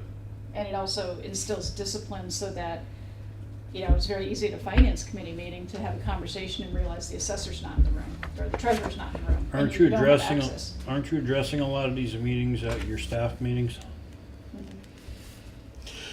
Staff meeting doesn't give us the opportunity to delve into some of these complex issues with enough time to really thrash them out. Staff meetings are helpful and important, and I wouldn't do away with them, but you devote an hour or two to every issue that every department can think of at the time, so you don't have enough time to get into it. If we had a finance director, you wouldn't really need half these people, and they'd just be doing it in the normal course of their business, but we don't have one. Yep. It's a good offer, so. Okay, so you're looking for action on this, or If advisory? you want or- to take it under advisement, that works for me. Ready to vote. All right. Make a motion to accept the financial management team. Second. as- Okay, motion made and seconded, all in favor? Aye. Aye. No, I want a little more time, but you got 4 votes. No then. Okay, well, if you have No, that's questions or fine. concerns, No, that's fine. you sure? Yeah, I'll get a hold of you. Once more time giving you a watch. Here. That's for watch? John. Well, more She's time. giving you more time, Jeff. Okay, we're getting punchy, so. That was his idea. That concluded the regular agenda. David, is there anything hot on your administrative report that you'd like to update us on? All town meeting all the time on various projects moving forward. I guess the big announcement that we have is that the solar project by Eversource at the intersection of Moody Bridge Road and South Maple Street has now been pulled off the table. They've withdrawn that project. So that 1 megawatt facility that was going to clutter up the viewscape there is no longer a concern. I know that this is something that people Is it gonna be a postponement or is it a definite withdrawal? is definitely withdrawn, and you have that in writing from Eversource. Yeah, I read this. No, it's been put, it's been withdrawn, but they haven't ruled out a future possibility They of it. still own the land. They Yeah. still own the land. Okay, But that's, Kestrel's talking to them actively, I that's- guess. They that's still what own the I'm, land. Yeah. Yeah. One burning announcement I have is that I think we should all thank Terry Yushko for spending her birthday with us. Oh, please. Oh, happy birthday. I thought you said the day after your birthday. It's your birthday today? This is, Happy birthday. Happy birthday. thank you. Many more to come. Wish me belated. How one. about Bay Mine was Road? yesterday. Joyce, you don't want to say anything about Bay Road? 21 again? Bay Road, yes, we have one lane open already, that's fixed, and I think we're looking to, can our ambulances and things go over Yep, that now? there's no weight restriction on No that weight bridge. restrictions, away we go. Fire truck and ambulances. Okay, anything else anybody have? Just have one condolences this evening to the family of Mark Nabala. We do extend our condolences to them. Okay. All right, if nothing else, a motion to adjourn? So moved. Second? Yes. Okay, motion made and seconded, all in favor? Aye. Good night, everybody. Jerry was numb on that one. I've been told I motioned too many things. The senior center told me they were sick of my motions. Oh, no. Everybody's sick of me.